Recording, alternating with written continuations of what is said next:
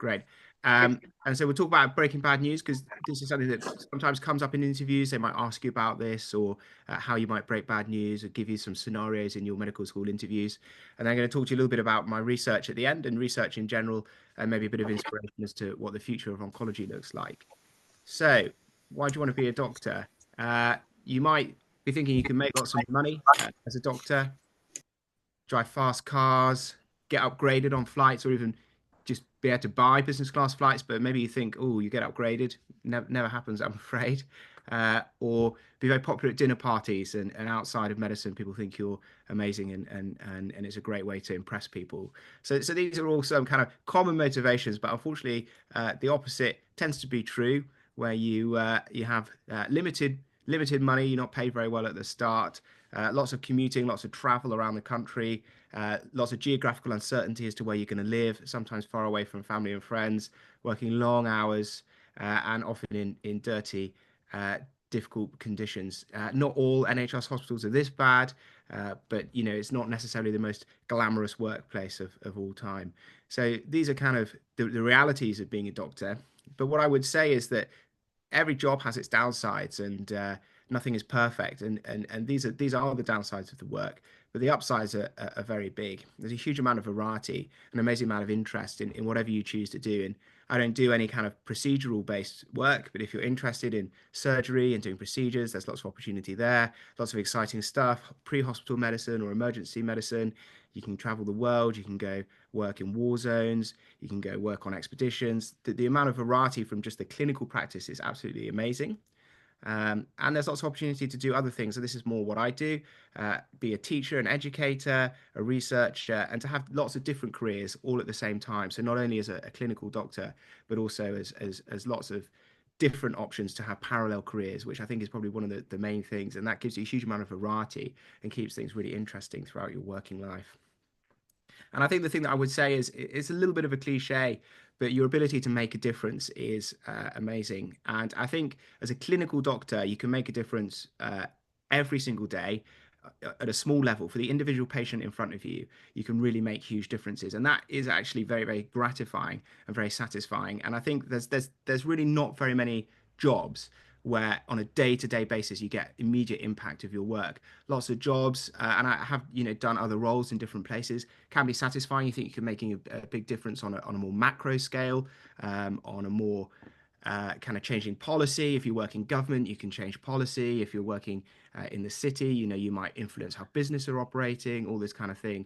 But actually, on a day-to-day basis, it's very difficult to see the tangible impact of your work. You write a big report, you don't necessarily get immediate feedback as to the impact of that. Whereas as a doctor, on a day-to-day basis, you can really see the difference you're making to individual patients. And I think that's really, really satisfying. And I think it's quite unique about medicine. And there really are not many jobs that give you that. I think that's probably one of the main things that perhaps I didn't quite appreciate before I started, but that individual day-to-day gratification is really big. So has asked me to talk about a week in my life just to give you a flavour of what it is that I do. So I'll just give you a little bit of a background to my career. This is kind of an old slide that I put together for a job application, but I went to medical school here in Oxford, and then I did the academic foundation programme. So this was 2 years of kind of junior doctor training with some research built into that. And then I returned to Oxford for a academic clinical fellowship. So that was training as kind of a more senior junior doctor, if that makes sense, kind of a senior house officer with a year of research built into that as well. So I had a whole year out of clinical training just doing research. I then applied for a Wellcome Trust grant to do a PhD. I did a PhD here in Oxford in molecular oncology. And now I have this post called an academic clinical lecturership post. So I now spend half of my time doing research and half of my time doing clinical practice. But the nice thing about medicine is you can do different things along the way. So after the foundation program, I took a year out and I worked for 6 months for the Nuffield Trust, which is a healthcare think tank in London, doing healthcare policy work. And I also travelled to Malawi and worked for 3 months there as a volunteer doctor in a hospital in a city called Blantyre in Malawi. So that was an amazing experience. I really enjoyed that year of variety. And I think that's the thing with medicine. You can travel and you can do different things and you can apply your skills in different ways. And those opportunities are really amazing. And I'd really encourage you to take them along the way of your careers. I also done some clinical trial work, working for the Medical Research Council during the COVID pandemic, helping design the clinical studies that showed benefits.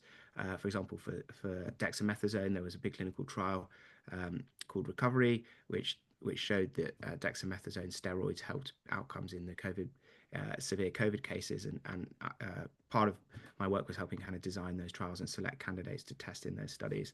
And I also work as a tutor here at one of the colleges in Oxford, at Worcester College in Oxford. So part of my time I spend teaching medical students as well. So my current role is split 50-50. Half the time I work in as an oncologist, seeing patients in clinic and on the oncology wards, and half of my time is as an academic. So I do medical research, cancer research. I also spend some time teaching, as I said. So I teach at Worcester College, but also lecture in the university. And I also do some other work on the side, consult for some industry collaborators as well. So there's lots of variety in my day to day. As that brings me on to kind of my week. So has asked me to talk about kind of a week, a day in my life. So I thought I'd do a week in my life just to show you the variety. So this was literally my week last week. Some minor tweaks, but pretty much this is pretty much what I did last week. So on Monday, I started with a breakfast meeting with some potential industry partners, some very senior people from a big biotech pharma company who were coming to Oxford to meet various people within the university, and I met them for breakfast. It was mainly more of a social occasion, but also a bit of work talk as well. So that was quite a nice start to the week. Doesn't happen every week. That's not my typical Monday morning, but that was quite a nice one last week. I then went into the university and met the lab team, who I'm working on various research projects with. We have a weekly meeting, so we all sit down and catch up as to where we are, update each other, make plans for the week ahead. And then I went into the hospital and I did a cancer clinic in the afternoon. So that was all afternoon, seeing patients with cancer, starting their treatment, giving them advice, checking how they're doing on chemotherapy, all those kind of things. So that was kind of quite a nice hybrid day with some research in the morning and some clinical practice in the afternoon. And then on Tuesday in the morning, we have something called an MDT, or a multidisciplinary team meeting, which is where all the team who look after patients with cancer get together. So you have radiologists who interpret the scans, and someone's managing to annotate these. So we have radiologists who interpret the scans, got pathologists who look at the biopsies that these cancer patients have, where samples of their tumors are taken. We have oncologists who give the drugs to treat the cancer. We have the surgeons there who cut the cancer out. And we all sit together and we discuss the cases to make sure that the patients are getting the right treatment and that we're all agreed that we're giving the right treatment to each patient. So that tends to take a long time, tends to take a kind of a whole morning. We can talk about 50 or 60 patients in that time and go through, and everybody discusses and make sure that we know that we've got all the information we need and that the patients are going to be getting the right treatment. So that was Tuesday morning. And then Tuesday afternoon, I spent some time consulting for a company that's based in Oxford that's helping to develop clinical trials. And I've been working with them on and off kind of for part of my time, helping advise them on that. So I spent the afternoon at their offices helping to design some clinical trials with them. On Wednesday, it was back into the hospital for another clinic, seeing patients there, and again, advising them about their diagnosis and starting them on treatment. Then it was to the ward after the clinic to see the patients that are currently admitted. So they're cancer patients who are unwell with various things. Often it's just things like urinary infections or chest infections that they've picked up, but commonly also side effects of the chemotherapy. Some people react badly, get suppressed immune systems and get very unwell as a result of that, and we need to bring them into hospital to treat them, or they get side effects on their chemotherapy, such as nausea and vomiting, or diarrhea, or some more complicated side effects, and we admit them to hospital and look after them and get them better from that point of view. So we have a ward full of patients with such presentations, and part of the job is to go there and look after them as well. So that was kind of Wednesday for a couple of hours after the clinic. And then I myself received teaching, so I'm still training as an oncologist. I'm a registrar. I've got about 2 years left before I become a consultant. And so as part of that training, we get teaching on a monthly basis. So I had a few hours of teaching from various specialists within the hospital teaching us about various aspects of cancer care. So that was Wednesday afternoon. And again, that's one of the things about being a doctor. I'm 35, I'm still getting taught, I'm still learning. I've still actually got one more exam to do that I need to do in September. So you never really stop developing and learning, which is one of the attractive facts of the job. Then on Thursday, it was to the lab, and I was doing experiments with some colleagues. So unfortunately, the labs are not quite as glamorous as this. This is like some kind of Spider-Man style lab here, but it's similar kind of equipment with some hoods and some microscopes and various tubes like this. And so I was actually doing some research experiments. So it's quite nice on the Wednesday to be sitting in a clinic treating patients. On the Thursday, I'm there with a white coat on, a pipette in my hand, and doing some experiments on samples that we've actually taken from some of the patients that we see in the clinics. And then in the afternoon, had some more research meetings, trying to set up new programs of work, discussing with various collaborators, making plans for the future. And then on Friday, I spent a couple of hours in the morning teaching students with some small group teaching, some of the Worcester students. So sort of met them in the university and did a tutorial. And then actually my daughter was singing in a concert. This is a stock image. It's not actually her school, but this was what I did at lunchtime. She's in a school choir, so I went to school. And again, that's one of the nice things about being a clinical academic. In my academic time, I'm quite flexible. I have the ability to fit my work around my life a little bit. I often work in the evenings. I often work late at night. Sometimes work at the weekends, but the other side of that coin is that I can be a bit flexible during the working day. So this concert was at 2 o'clock in the afternoon on Friday, and I managed to get into school to see that, which is really nice. And then on Friday night, I actually worked nights at the hospital. So I was rotated for an on-call shift. So I was there, the doctor overnight in the hospital for emergencies. So I hope that gives you a flavour of a very varied and interesting week, doing lots of diverse things. And I think that's what I would say about my job now. I don't necessarily get paid particularly well, and I think I would say that's maybe one of the big downsides. That your actual salary is much less than you would have if I was working in the city, if I was working as an accountant or as a lawyer or as a management consultant or obviously as a banker. Then I'll probably be getting paid double, triple, 4 times what I'm paid. But I don't think any of those jobs would give me nearly the amount of variety and interest that I have. I do have a lot of autonomy, and that really comes from my academic side. That's my 50% academic time. It gives me a lot of flexibility. In that time, I can really manage how I spend my time, where I'm working, how I'm working. The clinical work, you have less autonomy because clinics happen at a certain time, on-call shifts are rotated for a certain time, and you have to go there and do those, and there's not really much flexibility there. But that's one of the benefits of being a clinical academic, is that autonomy and ownership of your time. It's an extremely stimulating job, lots and lots of variety, intellectual stimulation from the research side, designing research programs, setting them up, delivering them, as well as the clinical work. And it does feel like worthwhile. And I think a lot of people, a lot of my friends who, are bankers and work in the city, I think, they sometimes, maybe not when you're so young, maybe in your 20s, it's all exciting and you're getting paid lots and you're having a good time, getting lots of corporate perks. And I think by the time you get to kind of your late 30s and 40s, you think, what's the point of this? I'm just making more money for people that already have loads of money. Why am I spending all my intellect and all my energy and all my talent doing that? What am I actually contributing?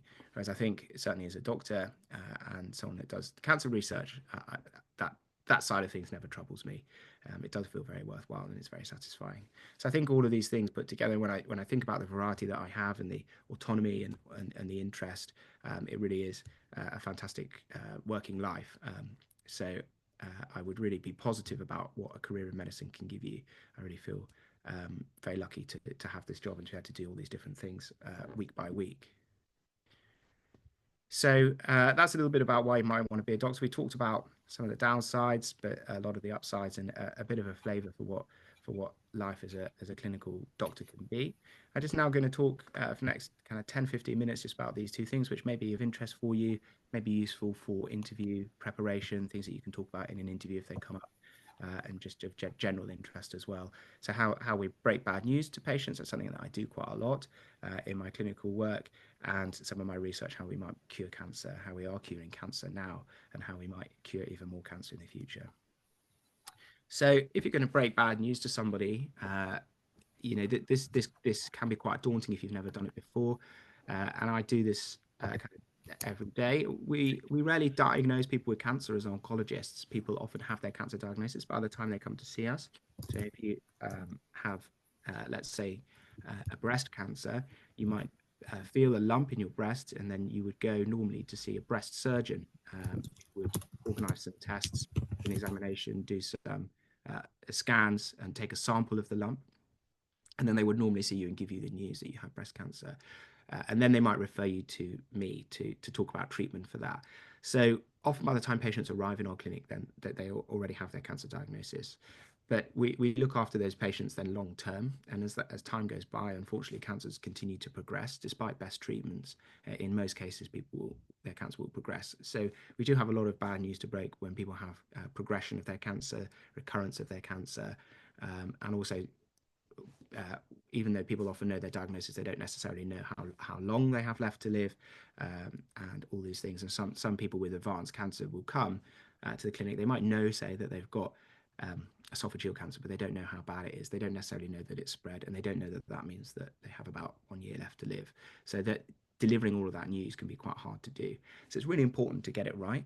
So when I think about breaking bad news, there's certain things that are really important to do, and a way to go about it, to make it effective, to make sure that you do it in a way that is sensitive to the patient, make sure that you inform them of what they need to know, and that they leave feeling positive about the situation. If somebody's got cancer and you tell them they've got cancer, or you tell them they've got 1 year left to live, or that their cancer's returned, these are some of the biggest conversations that person's ever going to have. And for me, I might have that conversation 4 or 5 times in the morning, but for each of those individual patients who are receiving that news, they're going to remember that conversation for a long time, if not the whole life. Certainly their family members who are sitting there with them will remember that conversation. It's a massive emotional moment, something that they're really unlikely to ever forget. And so if you get it right, they can have a positive experience, and those memories are less painful. But if it's done in an insensitive way, then they're really gonna that's gonna stay with them a long time, and you could do quite a lot of harm. So getting it right and preparing the situation is really important. Making sure you do it in the right setting. Make sure if you're going to break bad news, not in an outpatient setting where you obviously have a clinic room and it's all set up. I don't know if you're doing it on the ward or you're doing it in a different area. Can you find somewhere quiet to do it? Somewhere where you're not going to be interrupted. If you're carrying a bleep that's going to go off halfway through, can you ask somebody to hold that while you do this, breaking the bad news, so that you're not going to be interrupted?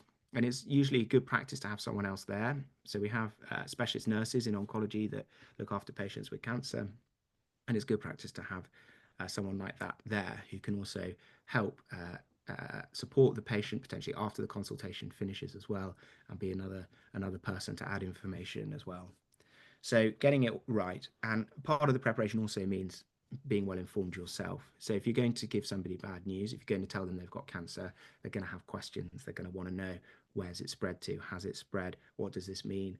What's the treatment going to be? How long are they going to have left to live? What's the prognosis? These are all normal questions that people are going to want to know there and then, and they're going to ask you. So if you don't know those answers, then maybe you're not the right person to give the news, or you need to go and find those answers out before you see them, because it's no good just telling somebody, oh, your cancer's come back, if you then can't say, and we're going to do this, this, and this, and this is what it means for you. So it's really important to be prepared and to have read their notes, to know their background, to know what treatments they've had before, to know where the cancer spread to know what the scan shows, so that all of that information you can just give them, and that gives them the confidence that you know what you're talking about as well. In general, I think it's really good practice to give a warning shot, so that it's less shocking when you deliver the news. So patients, if they're coming to an oncology clinic, or they're in a setting where they're expecting to receive news, like they've had a scan 2 weeks ago, they're coming to get the results of that scan. It's normal in their mind that they might think that that scan might be bad news. They're probably hoping that it's going to be good news, but they will usually be aware that there's a possibility that it's not good news. And so if you can set the tone before you deliver the bad news that it might not actually be good news, then it helps ease them into that frame of mind. So, for example, if somebody has come to receive a scan result, you can say, I know you had a scan 2 weeks ago, and we're here to discuss the results. And unfortunately, I'm sorry, it's not good news on that scan. That is kind of you're kind of halfway to telling them that your cancer has come back without actually just saying you've had a scan and I'm sorry that your cancer's come back, because that's like quite a big jump. If you can kind of just take a step along, say it's not going to be good news, and then you can say, and I'm really sorry your cancer's come back, then by giving that warning shot, you can help lay the ground a little bit, and then it's less shocking to hear the full news, and then that can help the conversation, and it can make it less alarming and less painful to hear. And then it's how you deliver it as well, and you want to use empathetic language. But I think what patients usually say is they like to hear clear language as well. They don't want ambiguity. They don't want to not be quite sure, is it what you're saying. If their cancer has come back, then I think it's good practice to say your cancer has come back, rather than there's a new lesion, or there's a new growth. If there's a new growth, what does that mean? If I know that it's cancer, if I know the new growth is cancer, then I should say there's a new growth and it looks like it's cancer, rather than just saying it's a new growth, because that lack of clarity creates uncertainty, and that can make it actually more stressful. And I think also part of this preparation, though, is understanding what it is the patient wants to know. So some things you do have to tell them, but lots of people want to know everything, but lots of people also don't want to know everything, and they don't want to know how long they've got left to live, and they don't necessarily want to know where it's spread. So understanding from the patient what it is they want to hear, and that comes into the preparation as well. So, would you like to talk about your prognosis? Would you like to talk about where the cancer is on the scans, and understanding how much information they want to receive, and altering what it is you tell them on that basis. And there's some things you have to tell them. You need to tell them that they've got cancer. If they've got cancer, you need to tell them that if it's spread, that you can't cure it. That's really important news that they kind of need to know about, but you don't necessarily have to go into all the detail. And some people want to hear all the detail. Some people want to see the pictures. They want to see the cancer on their scans. But lots of people don't, and understanding that from the patient as part of preparation alters what you deliver. It's really important. And then after the news, I think it's important to provide support. You don't want to do this in a rushed way. You don't want to just deliver that news and then say, all right, I've got someone else to see, off you go. You want to create a supportive environment, have the time to let that sink in, have the time for them to be able to ask questions. And also, ideally, if you're doing it in the right way, you'd have someone else with you, like I said, like a specialist nurse, and they could go to another room even after your consultation's finished, have more time to digest and more opportunity to ask questions. And then you could also organise a follow-up phone call, possibly by the specialist nursing team as well, speak to them on the phone a couple of days later, because in that moment when you're given the news, they're going to be shocked, not necessarily going to think of all the questions that they want to ask there and then, but those things will come to them later, and then having the opportunity to ask those in a timely manner later can be really, really effective as well. And as part of that, after the news as well, having a clear plan. So you don't want to just give somebody news without information as to what comes next. And there's always something that comes next. So as part of delivering that bad news, it's always good to spell out what it is you're going to do about it. If the cancer's come back, what treatment are you going to offer? If they've got cancer, what treatment are you going to put them on? If they've got pain and that's caused by cancer, how are you going to treat that pain? All those things, and have a clear plan. So that's how you break bad news, and that's more kind of, I suppose, an educational part of this talk for you to get a bit of insight into some of the conversations we have in oncology, and how that might feed into your answers to interview questions. Sometimes people might ask you how you might break bad news in an interview, or even get you to do it as part of the interview to see how you handle that. You can remember this mnemonic for spikes, which is the setup; perception, which is what the patients want to understanding what they know already. Sometimes people already know loads of information. Lots of people get their scan results via the NHS app. They might have Googled things. They might already have a huge understanding, which may be correct or incorrect. So understanding what they want to know, what they already know, is really important, and inviting them to, again, to receive that news. Do you want to talk about prognosis? Yes. Okay. And then making sure that you're prepared, that you have the knowledge and the background to deliver it well, provide empathy, and then strategy as a plan.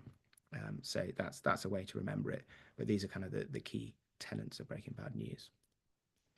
Okay, so now we talked about the hard bits of oncology, and giving people bad and difficult news about their cancer. Can we talk about something a bit more optimistic, and how we might treat cancer better in the future and even cure cancer? So I want to talk to you about these drugs called immune checkpoint blockers, which you may or may not have heard of, but I'll just give you a very brief background into what these are and how they work. So in our immune system, we have these cells called T cells. And T cells they're lymphocytes, they're white blood cells, and they circulate in the blood. And what T cells are very good at is recognizing self versus non-self cells.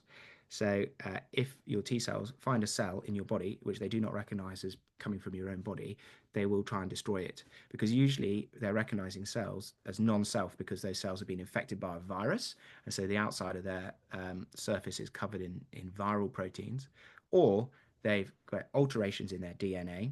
Their altered mutated DNA leads to altered mutated proteins on the surface, and therefore they're disease cells and they should be removed. So that's what T cells do. They're very good at going around and doing that, and killing non-self cells. But as these T cells get activated, when they recognize non-self cells, they get activated, T cell activation. And as T cell activation goes up, they start upregulating these molecules on their surface, one called CTLA4 and one called PD1. These molecules that are on the surface of the T cells act to suppress the T cells. So as the T cells get activated, they also get more suppressive mechanisms and they get suppressed. And it's this natural checkpoint. So the more activated they get, the more suppressed they get, and it stops them from becoming overactivated. What you don't want is for your T cell to recognize, one virally infected cell in your lung and then just to wipe out your whole lung.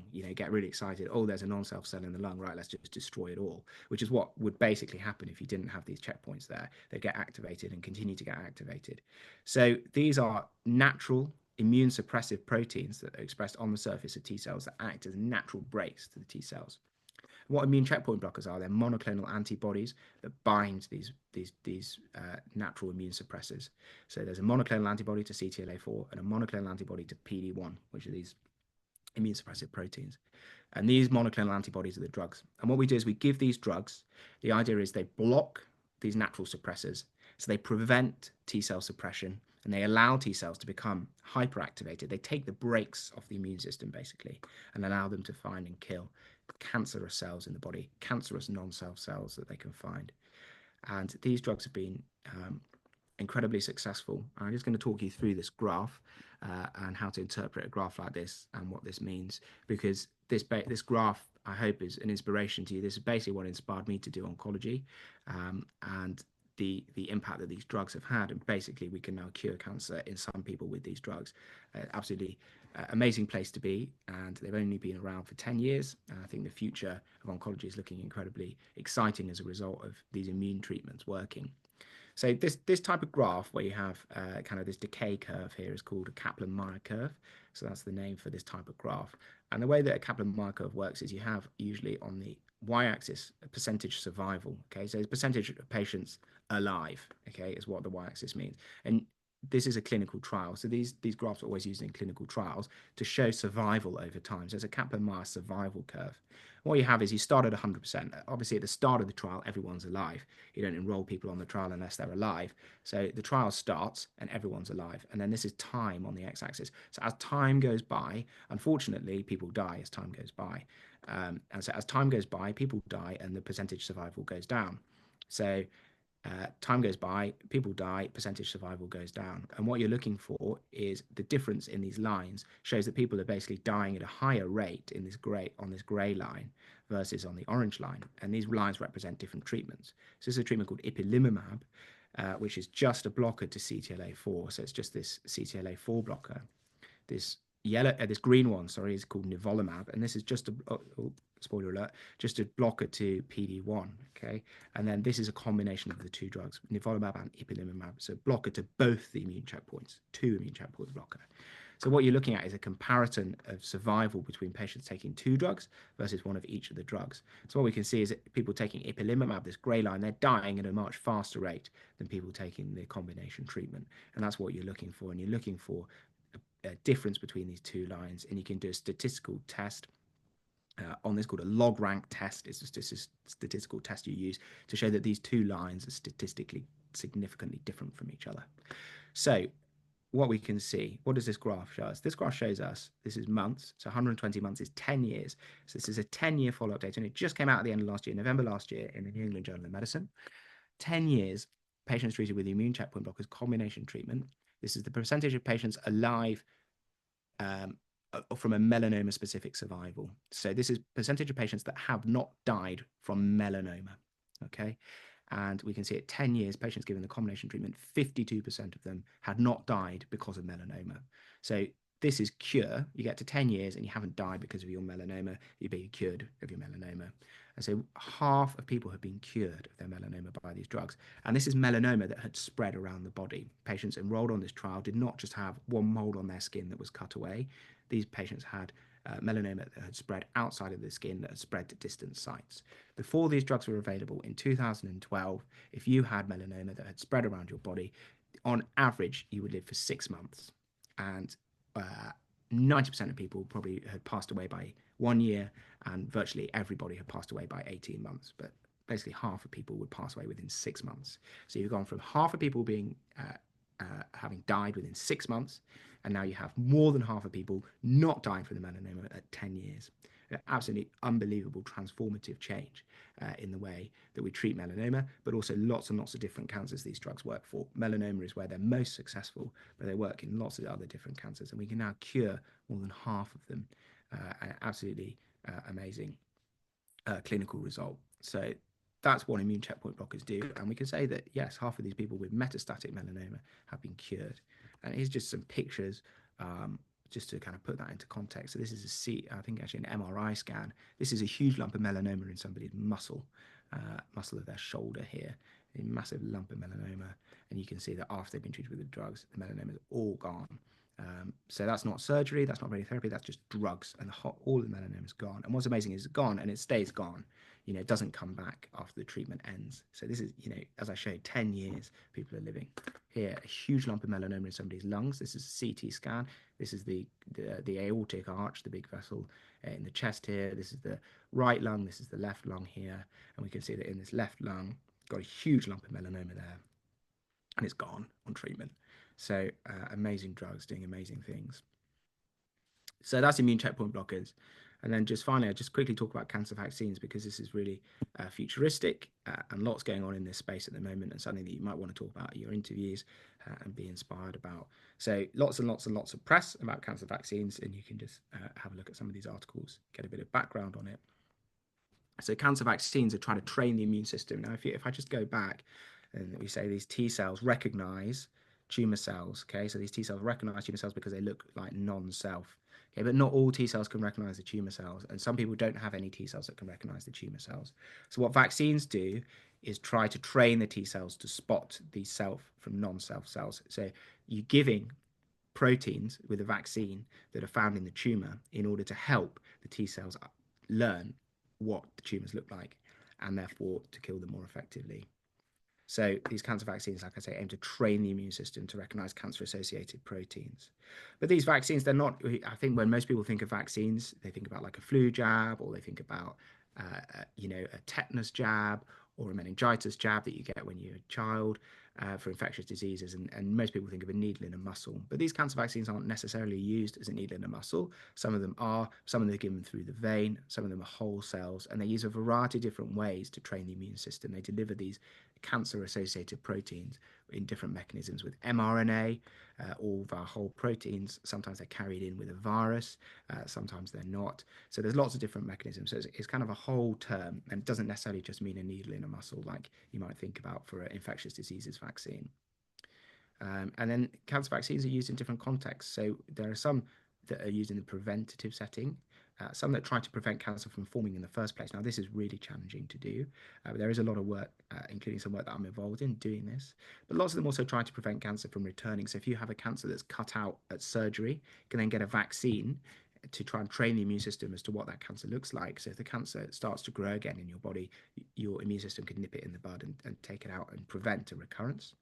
And then some are used in a therapeutic setting. So cancer that's already spread around the body, like the melanoma that I showed you before, these therapeutic vaccines treat it and try and induce tumor rejection at that later stage. Just thinking about personalized vaccines to prevent cancer from recurring, because this is where lots of the clinical trials are at the moment. Patients are, say, have their surgery to remove their cancer, so their lung cancer or their melanoma or their pancreatic cancer is cut out at surgery. That tumor then gets sent off to lab, and all of the genes in the tumor, so we talk about exomes, so those are the sequenced parts of the gene, so there should be an E on the end of this. The exomes are sequenced, and put through computational analysis to understand what are the proteins found in that cancer that might be recognized by the immune system. So you sequence all of the genes, and then you find what the mutated proteins are going to look like. And then you screen those to see which ones the immune system can recognize and design your vaccine and give it back to the patient. So you cut their cancer out, you sequence all the genes, you design your vaccine, and you give it back to the patient. And what's amazing, and this is real science fiction now, is this can be done in about 6 weeks. And this has, only really been possible in the last few years, and partly thanks to the COVID pandemic, which really developed a lot of the technology to manufacture these vaccines in a quick way, is in thanks to the COVID pandemic. But this ability to take the cancer out, sequence it, make your vaccine, and give it back within about 6 to 8 weeks is incredibly futuristic. I think if you told me 10 years ago that we'd be able to do this in 10 years' time, I probably wouldn't have believed you. It was amazing. It's, the future has arrived with this technology. And this is a phase 2 clinical trial. So this is the reference down here. If you want to look it up, you just Google that and you'll find the paper. And this is a phase 2 clinical trial doing this for melanoma. So in this trial, patients had their melanoma removed. They had their vaccine made from their melanoma by sequencing it, designing it, and they were given within about 8 weeks, they had their vaccine back. And so this is the chance of it recurrence. So this is patients being alive without a recurrence of their cancer. And this is patients in the blue line, they're treated with immune checkpoint blockers, an anti-PD-1 drug here called pembrolizumab. And so as the line steps down, this is melanomas recurring. And we can see that by about, as this is weeks, 120 weeks, about 2 years, about 35% of people who had a recurrence. So 65% of people were recurrence-free, whereas at the same time point up here, 90% of people were recurrence-free. You had a few late recurrences here, about 75% of people were recurrence-free. So it's reducing the chance of this melanoma coming back, even above giving checkpoint blocker treatment, which is already quite effective at preventing a recurrence. So these vaccines, these personalized vaccines are here in clinical trials. This is now in a big phase 3 clinical trial. You can look it up, made by Moderna. And it's going to be very exciting to see how that works in practice. And as these come in, we're going to be able to reduce recurrence of cancer even more and treat cancer even better. So that really is where I'll finish. We've talked about the pros and cons of being a doctor. It's not all milk and honey. There's lots of downsides, but it is an amazing career. I hope you'll see from understanding what I did last week, the variety and the interest that you can develop. A little bit of information and education about how to break bad news that may be useful for you in your interview and at medical school and beyond, and then some stimulating things, hopefully, about how we might treat cancer and cure cancer better in the future. So thanks very much for your time and for attending on a Sunday. All the best very much with your applications and everything. Happy to take a few questions now, depending on time. I don't know how much time we have, but maybe we have 5 minutes for questions or something. Thank you so much for that talk. I think that was extremely interesting, not just for the students here, but also for myself. And we have a couple medical students here as well. Are you around? What did you think? You found it interesting? You're Yeah, nodding? Yeah. I really enjoyed that. Thank you very much for that. So thank you so much. The students are all saying thank you in the chat as well. I think that was really insightful for them. So thank you for giving up your Sunday. If you have some time to take a couple questions, I'll read out some from the chat. So everyone's saying thank you. You're very welcome. Let's just look for questions. What challenges did you face early in your career? Um, I think it is quite an adjustment being a junior doctor. You do work hard, and I think what is challenging is the geographical movement as well. And I think particularly for junior doctors now, it's even less certain than it was, I think, for me 10 years ago, 12 years ago. Having to move around every few months is quite challenging. You move jobs, you move teams, you sometimes move hospital location, and I think that constant readjustment it can be a challenge. And I think also if you have partners and family that you want to be near, it's stressful trying to get that and thinking, oh, I might be separated from my partner, I might be separated from my family who I want to be near. If you care for people, if you have dependents, if you have parents who are unwell and you want to be near them and you're sent to a different part of the country, and that slight uncertainty that you don't know ये इकट्ठा कर दिया where you're going to be in 5 years, you don't necessarily know that. And I think that is quite stressful. I think that's probably one of the main challenges as a junior doctor. And I think you do work quite hard, and on the rotas as a junior when you're working lots of nights and you're working lots of weekends.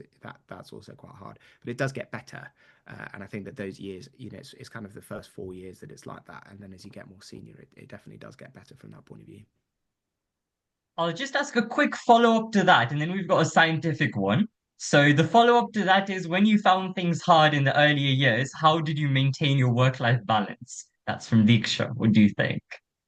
I think it's good to have hobbies and to have things outside of medicine, and to make sure that you prioritize those things as well. I've always been quite keen to prioritize my work-life balance. I think you do work hard and you do have a rota and you're often working evenings, but you are also given time back. And I think that what is different, I think, to say medicine is that there's limited expectation to be, particularly as a junior doctor doing clinical work, there's limited expectation to be working outside of your rotated hours. Like if you're not rotated to work the weekend, you won't be working the weekend. Whereas I think, for example, in some city jobs, like if you're a lawyer or working in finance or management consultancy, if you've got a big project deadline, then you can, plans are cancelled, you're working all weekend to deliver it. Whereas that doesn't really happen in clinical medicine. And so you can kind of ring fence your time a bit. And I think it's important to try and do that, and I think it's important to try and leave on time. And if you're not able to do that, to talk to your senior colleagues and try and figure out ways to do that.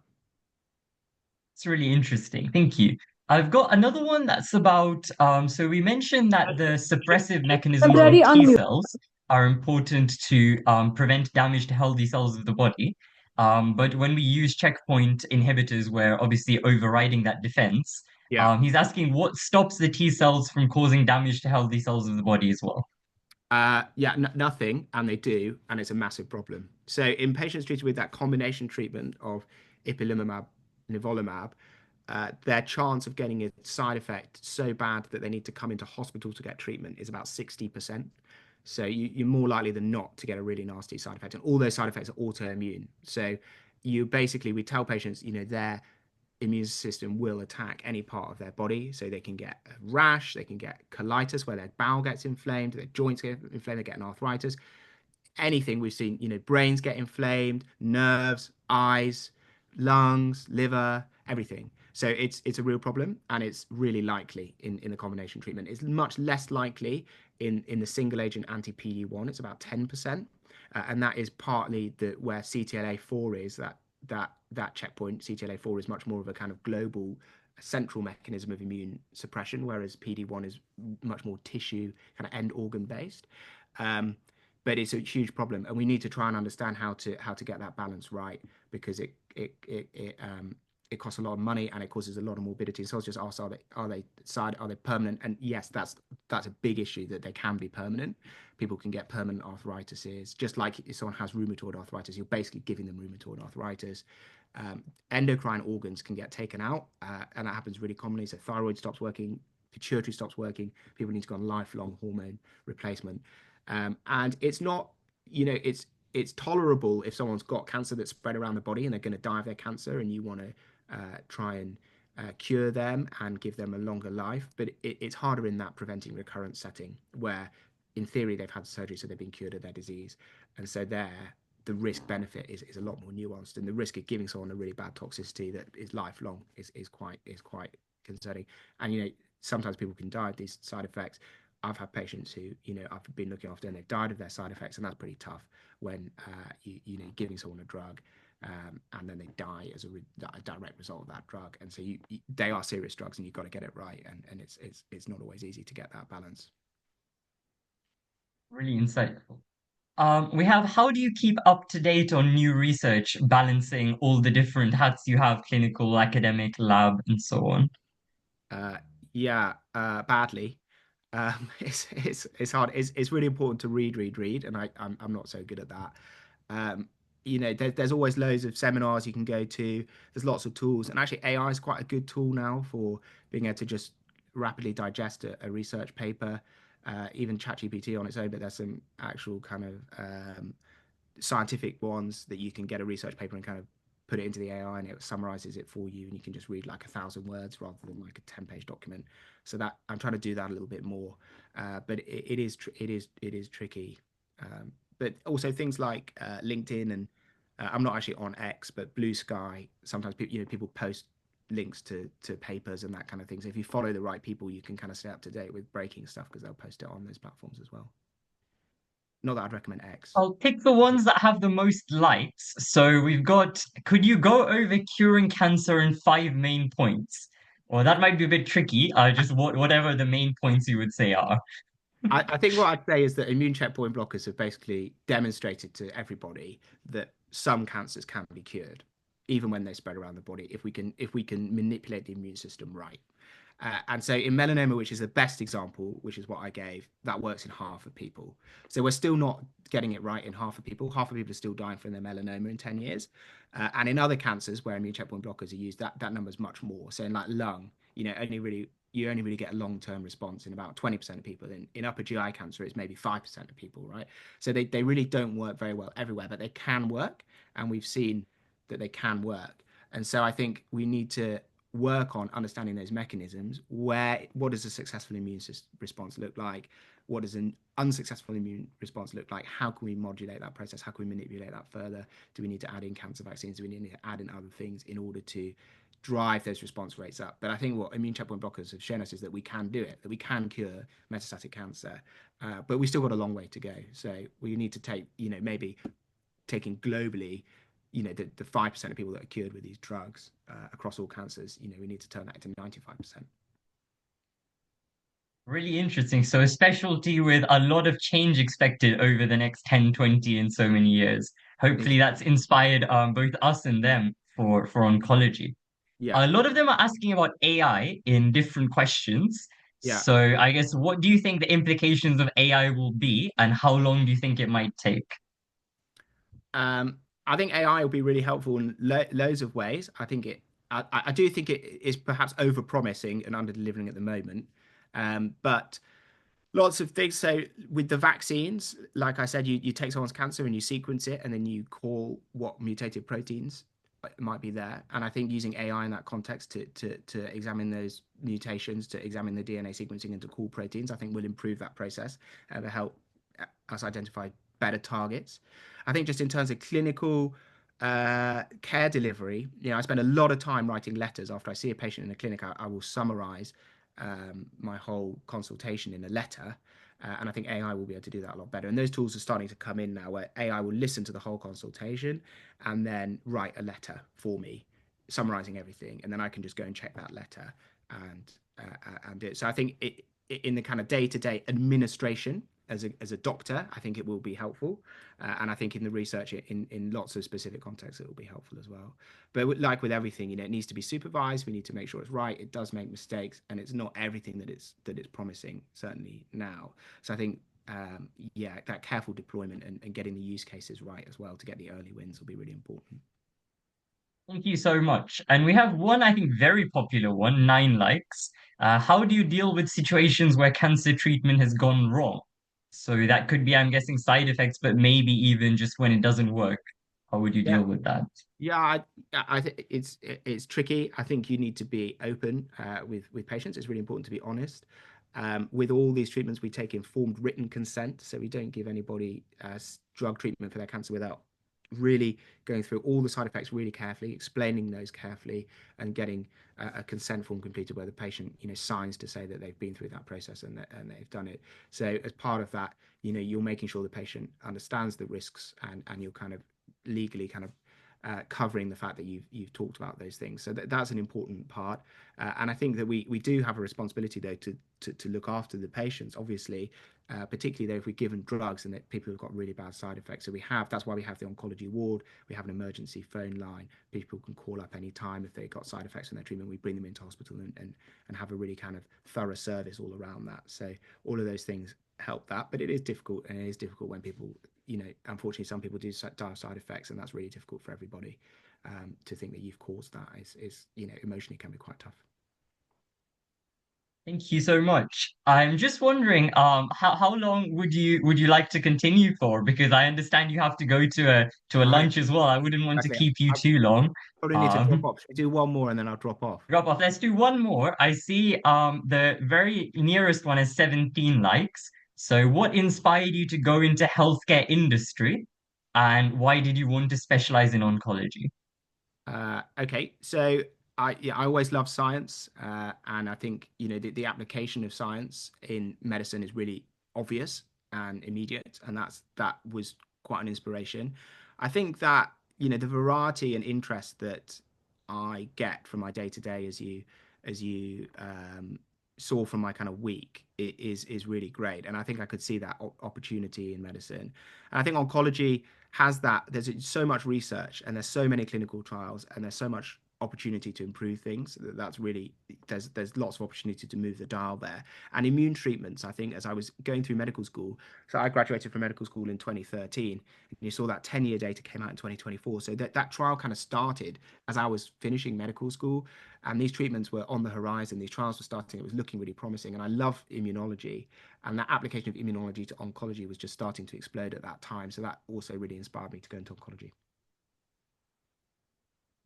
Really Well, interesting. Thank you so much. I will let you go. Thank you for staying and answering the questions. I think we really, really appreciate it. So if the students put a big thank you in the chat for all of the advice and information, and hope you have a great rest of your day. Thanks again. thanks everyone, and good luck with all the applications, and all the best for the future. Thanks, Alhas. I'll see you soon. Thank you. Bye for now. Brilliant. Right. Let's now. So, very important point we have to raise. We're talking about breaking bad news. I have some bad news to break for you, which is that attending this session and getting a certificate for it is not going to get you into medical school. What is going to get you into medical school is being able to talk about it, reflect on it, related to your interviews. So that's what we're going to be working on now. And we've got Ananya, Al Hassan, and Junhao to help.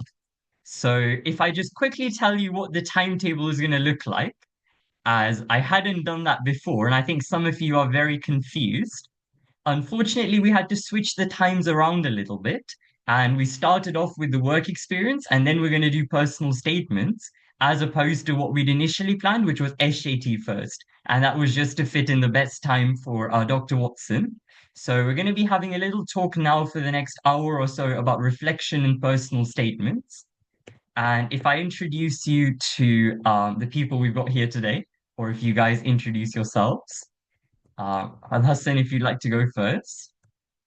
Hello, I'm Al Hassan. I got an offer from Oxford and three other medical schools this year. Um, so yeah. Brilliant, thank you. And we got Ananya. Hi everyone, I'm Ananya. I'm currently a first year medic at King's, but I also got all four of my offers last year, so King's, Manchester, Newcastle, and Sheffield. So we got one of our students for 2025 entry going Oxford. We've got Ananya already at King's from last year's entry. And we've got a tutor here as well, Junhao. Are you there? Hello? Yeah. Hi, I'm Jin Hal. I'm a first year medical student at Oxford, Trinity College. And yeah, last year I also received 4 out of 4 offers, including Bristol, Cardiff, Birmingham, and Oxford as well. Brilliant. Thank you so much. So if we start maybe by asking them, what do you think you learned and what can you reflect on? So either if we take a volunteer even, if you want to put your hand up, and we can perhaps help you to frame and develop your answer if we start there. So we've got any volunteers who want to put their hands up. If not, I'll take it in the chat. Let's see. Any brave people? And while we do that, just a quick overview, what I mean by reflection. So when we're thinking about reflection, what we're looking at is kind of what is the meaning that you've taken from it? And what does that maybe make you want to do in the future? Or why does that make you want to study medicine? What do you think could be the implications for patients? What does that change for you? Have you started to develop any skills? That kind of thing. So we've got a model here of an example of how you might reflect. So start by what happened, what does it mean, why was it significant, how are you going to use it to change things in the future? And brilliant, we've got volunteers. So now that you know what to do, you're confident. I think the Noors was first. So if Noor, you want to start. I'm not really going to follow the structure because I didn't know it before, but Oh, I no, just that's fine. That's just a rough idea. I just wanted to say that it was insightful to learn the variety of things you can do even after you've graduated with a medical degree. And also it was rewarding to see like how he felt rewarded by treating patients. For sure. And so, how do you think you would relate that to maybe one of your interviews or your personal statement? How would you use it? I would say something about in attending a medical insight and how it inspired me to like act on my like always desire of helping people and seeing how medicine can really help people. And then also the variety because I'm not exactly sure what I want to do, but knowing that I can always have that variety even after I finish my medical degree is like very inspirational for me. For sure. So talk about the variety and be very specific about what you attended and what you learned. So I went to an oncology talk and I heard from an oncologist who worked in a variety of different roles, both with industry, working in pharmaceutical innovation. He worked a clinical role and he saw patients on a day-to-day basis, helping to sometimes cure and treat their cancers. He was also involved in research with checkpoint inhibitors. And kind of, I saw the potential for that to save countless lives. And the ability to do so many things really appeals to me because I would like a varied and a diverse career. So be really specific in your reflection, that kind of thing. But the point is very good. So that could be a nice thing to say at interview. Thank you. And any tutors, anything to add? What do we think? I would say, like, personally for me, that would be like quite a good reflection. That's something I took away as well. I would say it'd be nice to also link to like your personal self and like what you're doing in the current moment. For example, I think our interview had a very similar question, and because I want to do like a clinical academic pathway, I was like, well, I've like whilst keeping up with my A-level studies, like I've also done the super curriculars, which is part of the extended reading, and I also like read around the subject I'm interested in, medicine, and I keep up to date with like the like current affairs and those sort of scientific topics as well. And also with regards, because I really want to do teaching, like I tutor English as an additional language to asylum seekers and foreign students who've just moved into the country. And like you can tie it into yourself as well, not just to sort of say about what you want to do in the future, but also how you're demonstrating those sort of skills and personalities in the current moment. Completely agree. So when we're talking about these things, so kind of the ability to work as a clinician, work as an academic, link both back to yourself. So say that I really like interacting with people, helping others because I've done volunteering here, just like Junhao was helping asylum seekers. Say that you really enjoy teaching and you heard from the oncologist that he gets to teach medical students. I would love to do that sort of thing. You can talk about lifelong learning. So, kind of the cancer field is constantly changing, and how you love to do super curriculars, particularly learning about science and learning about the potential for new cancer therapies to save lives. And you would want to be involved with that side of things. So, always related back to what you've done. Ananya, Al Hassan, anything to add? I would say maybe more for interview because I get that you've said a lot of things that you can put in your personal statement, but you're limited to, your characters and your words. But variety can also come in the types of people that you meet. So there's a large variety of people that you'll interact with. Now, when speaking about those for cities with high diversity, such as London, Manchester, and those sorts of things, that can be a really useful thing for you to say because it shows your interest in learning from many different types of people and also your passion for being a people person. Really nice. Thank you so much. Al Hassan, or anything else? I was just kind of thinking more on like the Oxbridge kind of side. If you really want a sciencey thing, this talk was like a great starting point for like so you can go and research some of the things he's talked about even further. I know I just saw a question saying, "Oh, the content will probably be way above the level of what I could understand." You'll actually be quite surprised. Like, I was fine reading them. Like the A-level biology especially sets you up well, and Oxford and Cambridge love when you say, "Oh, I watched this, but then I was really interested in that, so I went and did that," just to show that you're really taking an active role in your own learning. 100%. And that's the whole this side of things. So now what? Explain what you're going to do next. Well, because I attended this talk, I then went on to read so and so. And for the guys who are a bit worried about not understanding, I put two articles in the chat. You'll notice they're kind of from more public facing websites. So, like, we heard about the two checkpoint inhibitor combined trial. I found the New England Journal of Medicine, the actual research article. I didn't send you that. I sent you a kind of a more understandable, approachable source that is more at the level of kind of high school students, year 12s. And so I would definitely check out those articles as well, as I think they might be a little bit easier to understand. Still above A level, so you're doing supercurriculars, but not quite trying to read a kind of research paper for oncologists. So somewhere in the middle to get started. And if you do want to go find the research paper, kind of is very easy to do so. Just search up the names of the drugs, and that would be kind of going that step further if you were interested. Let's have Rumi next. So what did you learn? What did you hear? Hello.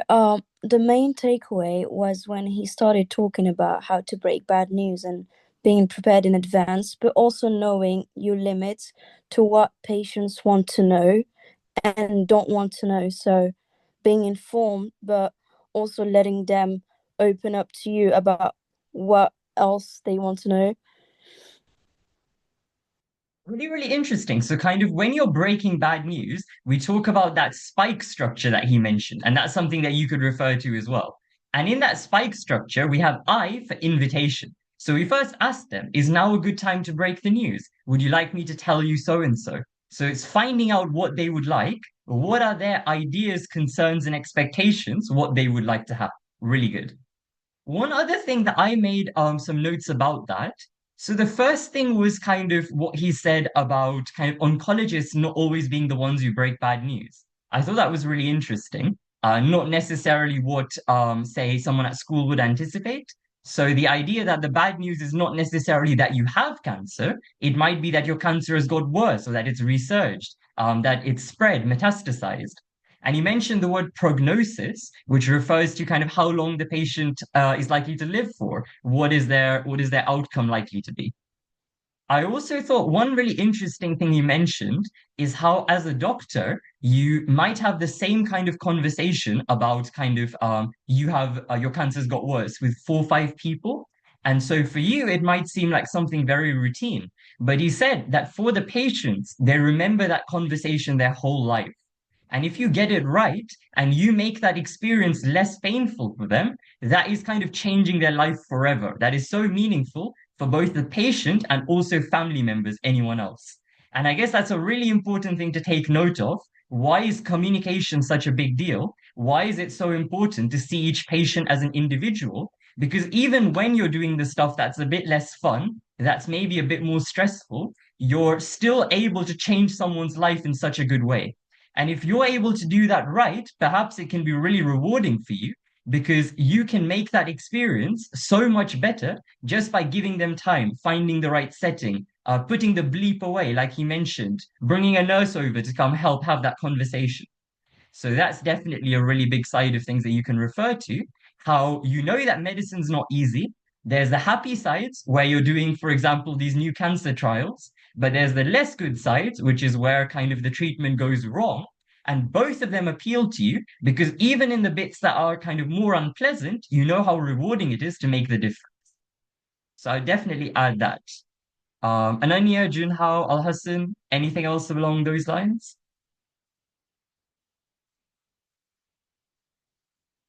I didn't really have much else to add. Sorry. Um, I think like it was the thing about like how like he has like 4 or 5 of these conversations every morning. I think I wrote that down, but it's something the patient will always remember. That stuck with me a lot as well. And I think that was really useful, not just for breaking bad news and role plays and stuff. That was all really great examples of just examples of empathy, which I got asked quite a lot. And it's good for your personal statement as well. And just focusing on those little details that you mentioned was like I thought that was really nice. 100%. And even if the question was like, give an example of when you'd show empathy, you can always link it back to I'm good at empathy. And I know that's important because doctors have to do X, Y, Z. Ananya, sorry, go ahead. I was also going to say, I think just after he talked about the downsides of medicine and some myth busting, he also said he really enjoys the day-to-day gratification of being a doctor. So I think you can link that in quite well with, being able to have those conversations and being able to make people feel better in the situational like settings. you gain that gratification day to day, and it's not just about, I know like everyone talks about the gratification in medicine, but as in the fact that it's day to day and in different ways, and it through such seemingly small actions like that, I think is really special. So you can mention that in your personal statement or interview.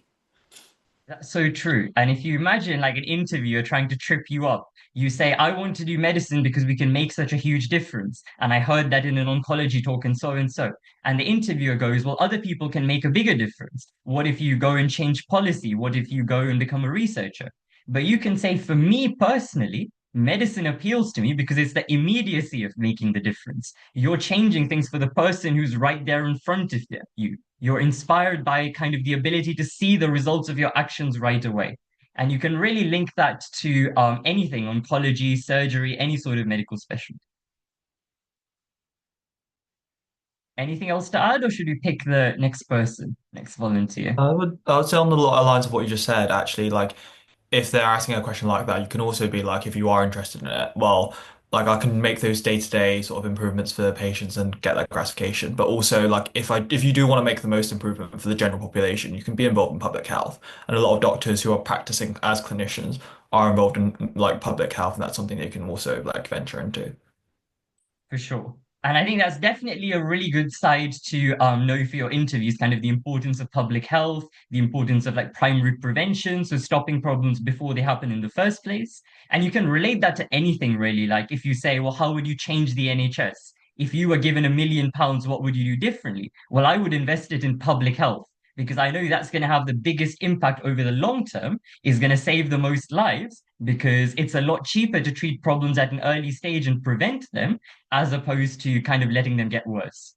So if you wanted to reflect on the idea of cancer, and we were talking about, for example, cancer vaccines being used in combination with pembrolizumab for lung cancer, well, we could say, I know that this is a really appealing treatment, but we need to keep in mind the importance of kind of primary prevention as well, stuff like smoking cessation. So definitely keep the public health side. Let's have Lena, if you go next. Hi, I feel like you've covered most of the things I'll say, but because I'm doing a degree right now and we have a module on oncology, so I think I'll kind of link it to that and say how I liked how he talked about the clinical side and how just the difference between the two, how I can have a more hands-on role because I'm someone that probably wanted to do something more hands-on, which is why I have interest in applying to medicine afterwards. And I'll link it to like other voluntary work I've done. And then also I liked how he talked about how not everybody wants to hear like the whole like when in terms of like finding out their cancer prognosis, they might not want to hear everything. I thought that was interesting because when I did another sort of work experience, I didn't really catch that part, but yeah, hearing this, I think it was really good. It's really, really good. And I think you'll have such an interview story if you were to present it like that. So you could say, kind of to start with, my interest in medicine came from doing my degree and a module in oncology. And I find out kind of what a huge impact these cancer therapies can have on patients. But then that encouraged me to go and attend a talk about oncology where I heard about so and so. And while I am interested in the academic side, what appealed to me the most was the ability to make a difference on an immediate scale with patients right in front of me. And I knew that the interpersonal side of medicine, things like communicating well, and then you give the example and the whole story we said about breaking bad news and doing it in the right way. And you say that's something that appeals to me, but at the same time, I knew that this oncologist was able to spend multiple days a week in the lab. And that's why the career of medicine, I think, is right for me. It's the perfect blend of that scientific side, but also the empathetic side. So the problem is, there's nothing wrong with saying you like science and you like helping others. That's okay. It's just don't say that sentence. You have to explain that sentence with examples, just like we've done now. So really good, Lena. Should we have Siam? And I'll let one of you guys respond first, Ananya, Junhao, to Siam, if you like. Yeah, so one of the points that I found most interesting was the research part. Before this like webinar, I thought that cancer was just treatable and not curable. So finding about that, some of the vaccines that have been developed, that some of them have even been able to be personalized, has been very interesting. And seeing how the technologies have been developed, I feel like by the time that we have become in the forefront of the industry, I feel like all of these technologies would be a lot more accessible to us.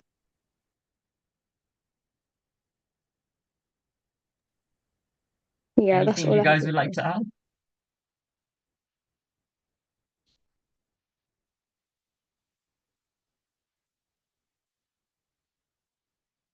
I think the first thing there, if you're thinking about sort of cancer, one is knowing that, yes, these are the limitations of medicine.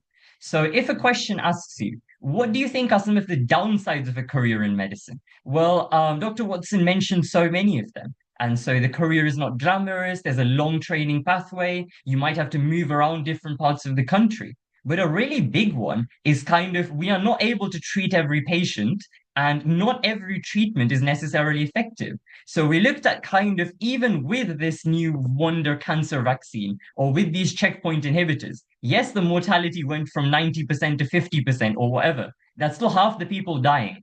So it's not ideal. And that's one thing you can say. These are the limitations or failings of medicine. And you recognize that, but despite that, you still want to go into this field because for other reasons you think it's still worth it. Anything else we've got, Junhao, Ananya? I think it lends itself to the discussion of like quality of life as well as like symptomatic treatment, preventative treatment, and those sort of lines of things. In case of the fact that like um, Dr. Watson discussed about like the side effects and how some of them are really detrimental, and how that can impact quality of life. I think something I was asked about during interviews a lot, like on the lines of is about quality, so quality adjusted life years, so sort of like a quantitative measure of like how the treatment provides a certain extension of their lifespan, but how those life like those extra years, like what's the quality of life in those extra years. And I think that lends itself, like what you discussed earlier, like lends itself to that sort of discussion, which they might ask about. They might also ask about like why we're using like a quantitative measure to measure something that is qualitative, and that's something that you can sort of weigh up and stuff. And yeah, iatrogenesis are like causing where doctors cause harm or like cause disease as well through treatment. Sure. So think about quality of life, 100%. And I think what's key there, and what we also heard from Dr. Watson, is the whole idea of informed consent. So he gave some really good examples, and that would be good to mention at interview. So you can say that he actually, over the course of his career, encountered some very sad moments. For example, he saw a patient who died of his side effects from the cancer treatment he was having. So imagine how painful that must be seeing a patient, you have given them a treatment trying to save their life, and that has actually caused them to die. But also on maybe a milder scale, you can see that they're experiencing damage to their different endocrine glands. So they've lost their pituitary, they've lost their thyroid. That's going to have a huge impact on their day-to-day life. And we know even with stuff like chemotherapy, you have really common side effects like nausea. Think about how that's going to impact a patient over the long term when these might be the last 5, 6 years of their life. So the key thing there was informed consent, sharing the information with the patient so they know what are the pros and cons of the treatment, how likely it is to be effective, and ultimately they are making that decision. So respecting their autonomy, their ability to make their own choices. And that whole thing I talked about medical intervention causing harm, like Jinhao mentioned, that's called iatrogenesis or iatrogenic harm. So that's something you might want to write down as one of your new keywords. And that's the kind of harm that's caused by a medical intervention. So always remember, no medical intervention is kind of without harm. They all have side effects. They all have things can go wrong. Obviously, something like checkpoint inhibitors are a lot more dangerous than, say, something like paracetamol, but they all can cause some sort of harm. And that's something to be mindful of when giving any treatment to a patient.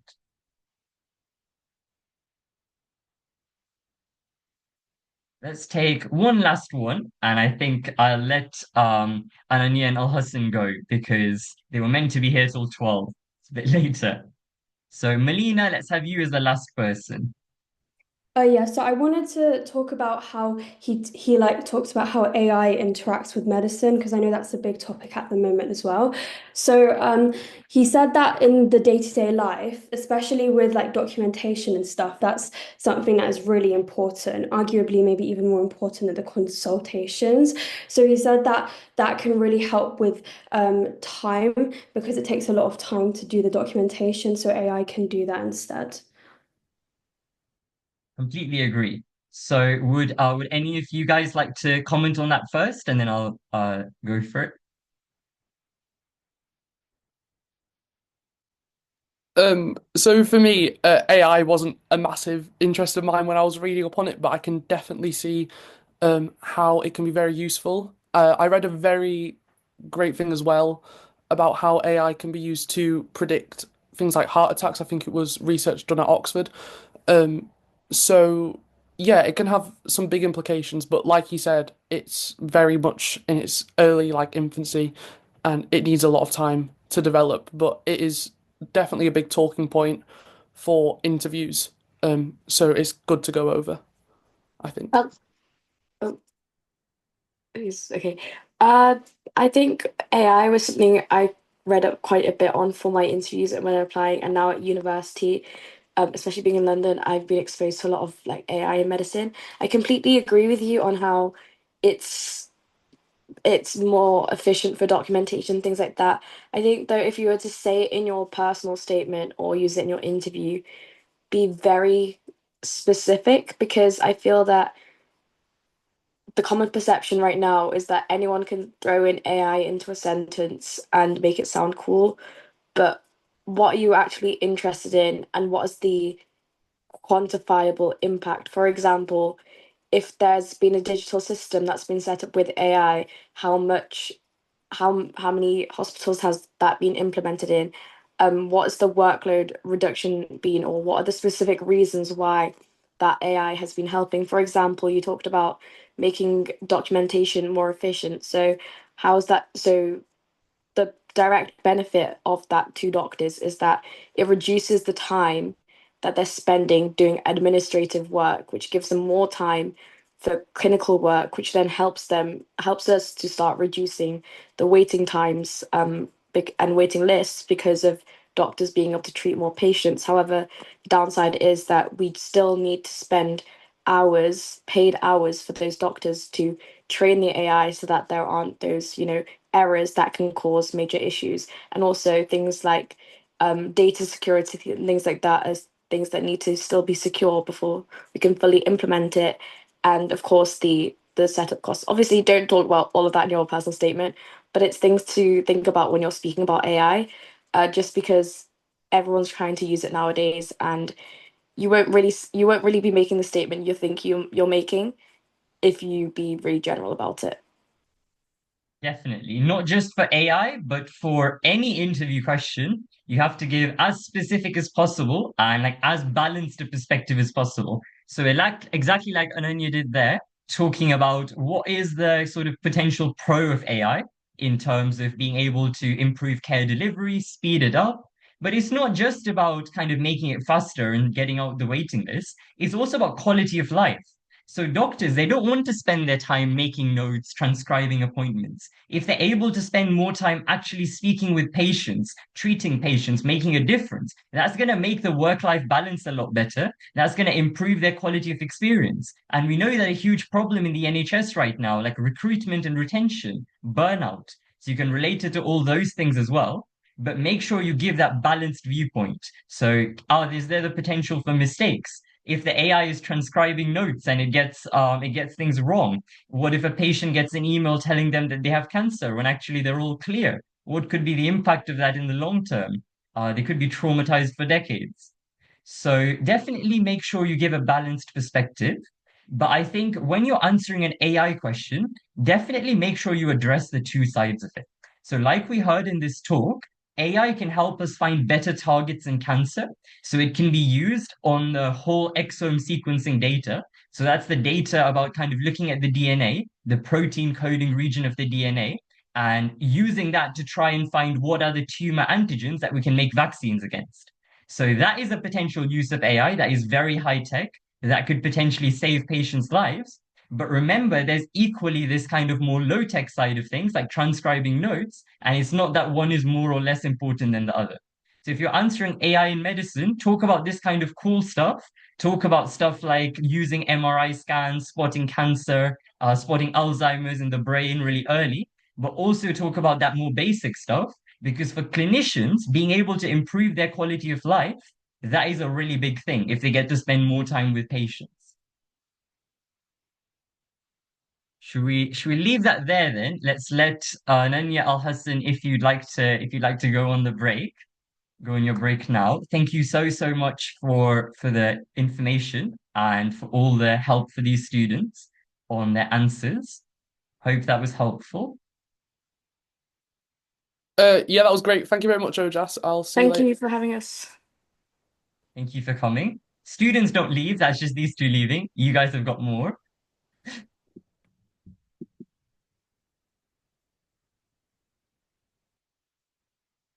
So let's see, just we haven't missed anything. I had some notes of my own if we just quickly move through. So we talked about kind of medicine not being glamorous. We've gone through that variety of the career, job split. Definitely you could refer to stuff like volunteering in Malawi, going to work, war zones, that side of thing.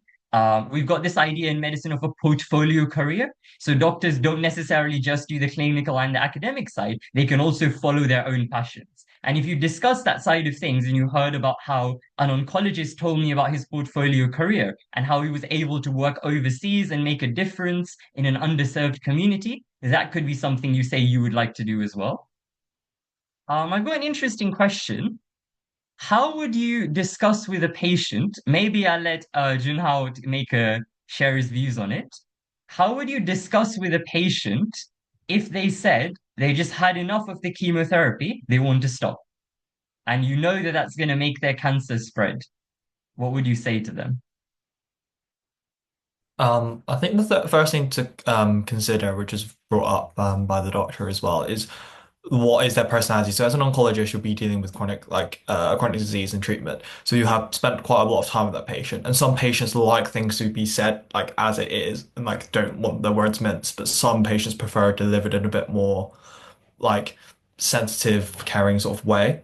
That's the first thing to consider. And then in terms of just like the fact that they're saying that they essentially here refusing treatment, it's sort of explaining to them, okay, so this is the prognosis of what's going to happen if you stop the treatment. This is what will happen if you like stay on the treatment, which you're not 100% certain of, but you need to discuss what you like, what is the likelihood of this, what is the likelihood of that. And basically the essence of it is to make sure they have the ability to make a very informed decision. You're giving them the whole story, you're explaining them in a way, it's like trying to sort of, again, this is based on whether or not like they are like confident and comfortable with like medical terms and things. You want to try and explain to them in sort of layman's terms, but using medical terminology where you feel appropriate. That's sort of the basis of that. But at the end of the day, like it does come down to them. As long as you feel like they're making a decision that is informed, they have autonomy to make that decision.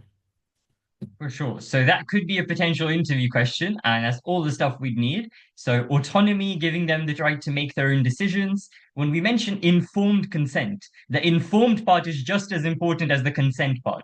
They can't give informed consent if they don't have all the information. And we remember Dr. Watson was very clear about how even if you want to be kind and you want to be compassionate, you don't kind of cover it up. If the patient's cancer is spread, you have to tell them the cancer is spread. You can't lie to them. You can't kind of use words that disguise it. You need to be very transparent.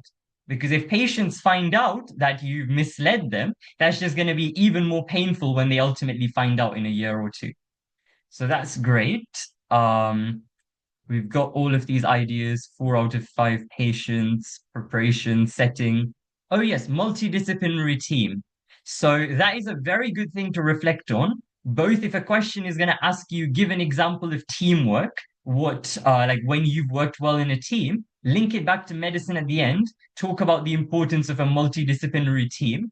So in medicine, it's not just one oncologist. It's the oncologist, it's the surgeon, it's the cancer nurse, maybe the occupational therapist to help them deal with some of their symptoms. And depending on what kind of symptoms they face, if they have autoimmune symptoms, like for these immune therapies, they might need to see a rheumatologist, so on. So it's not just one person, you've got a whole multidisciplinary team. And I guess one of the other things you mentioned is that there are 50 to 60 patients to discuss in one morning. So that might give you a little insight into, I guess, the pressures that the NHS faces right now. That kind of there are a huge number of patients, limited amount of time. Occasionally, the waiting lists can get quite long. So for cancer, we have a target of 2 weeks.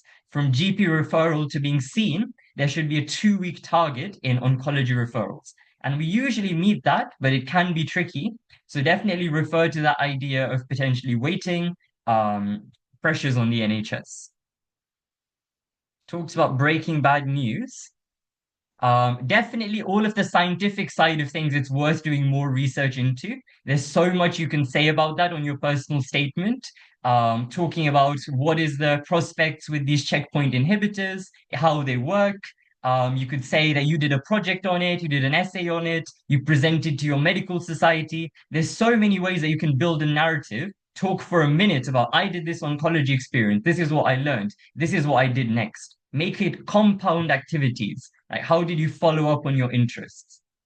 Talk about combination chemotherapy if you want to. And again, you could do a project on it. You could do a project on how these drugs in combination are a lot more effective, but at the same time, combination chemotherapy has so many more side effects.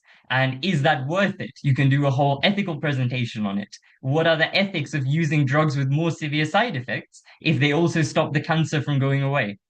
And one like useful phrase you could use as well is kind of realistic medicine or understanding the limitations of medicine, that side of things. Then you could do so much on cancer vaccines, all the press in the news right now. What are the impacts of cancer vaccines? How can they make a difference for patients? And remember kind of the example that Dr. Watson had, which was using the cancer vaccine as an adjuvant. So adjuvant meaning using it on the side. That, for example, a patient might have a tumor in their body, you surgically take it out, but then you give them the cancer vaccine alongside that as an adjuvant to stop the tumor coming back. And you could do a whole research project on just that idea. So much you could take from this. You could research it more, and that gives you like the basis of something to write on your personal statement, discuss at interview. And I think let's leave that there for reflections. So hopefully you found that there are lots of things that you can take from that talk and lots of things that you can do with it.